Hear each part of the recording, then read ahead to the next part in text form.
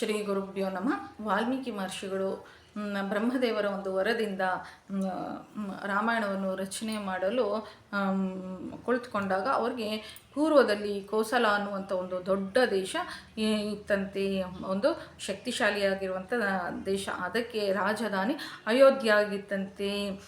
ಇದು ಮನುವು ತನ್ನ ಸಂಕಲ್ಪದಿಂದ ಮನೋಸಂಕಲ್ಪದಿಂದ ನಿರ್ಮಿಸಿದರೆ.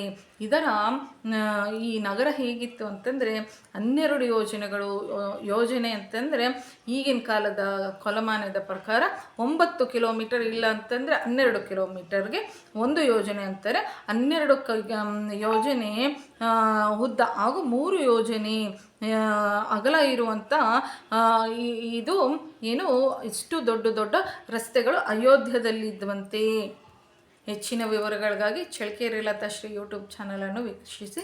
ಜೈ ಶ್ರೀರಾಮ್. ನಮಸ್ಕಾರ.